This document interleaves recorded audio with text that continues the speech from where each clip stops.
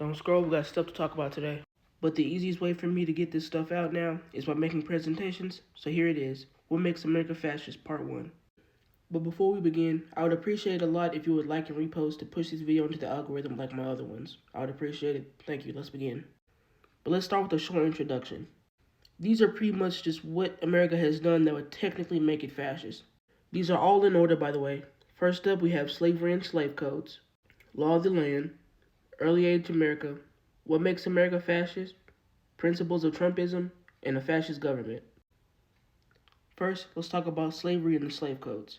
You know how TikTok is, so you probably won't let me read this part, but you can pause and read if you want to read it for yourself, but I will read the second part.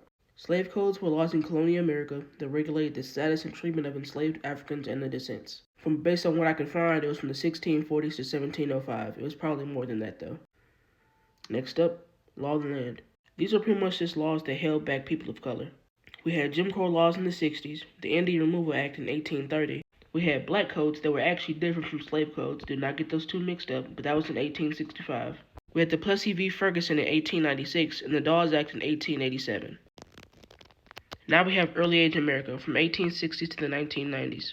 The KKK were the most well-known terrorist groups in America. Based on what I could find, it began in 1865 and ended in 1999. They were known for being white nationalists, racists, fascists, white supremacists, etc. Now, to what you've all been waiting for, what makes America fascist? The Supreme Court and high governmental members allowed Trump to become president despite having 34 felonies and not being mentioned in the Epstein files, with proof and photos. 2. The KKK literally existed. 3. There were laws and policies to put down people of color and women, by the way. And last, we let neo-Nazis run around our country without repercussions. I know you all saw that video from a few years ago. Don't forget it. Now, we have principles of Trumpism. Trumpism is pretty much nationalism and populism, authoritarian populism, zero-sum thinking, and tends to be very transactional. Authoritarian populism is pretty much just us versus them, so technically just populist rhetoric. Some thinking is the belief that one person or group's gain automatically means another's loss. Last but not least, fascist government. These are just facts that I found that seem pretty damn fascist to me.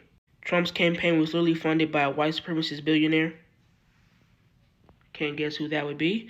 Trump uses ICE and the National Guard as his personal Gestapo, which is pretty much his militarism. No one in the U.S. government has tried to stop Trump at all and give this man any kind of accountability whatsoever. And lastly, the Supreme Court banned abortions, which is pretty much taking away autonomy. And obviously there's so much more, but I could not fit it into this one slide or this one presentation, so I probably will make a part 2. And I just want to say thank you for watching. And I am accepting presentation ideas. And if you do comment a presentation idea below, you will get a shout out in said presentation. It can be political or non-political. I do either. And in case you're wondering, most of the sources I got from this was from Bloomberg itself, so you can't say that it's not real.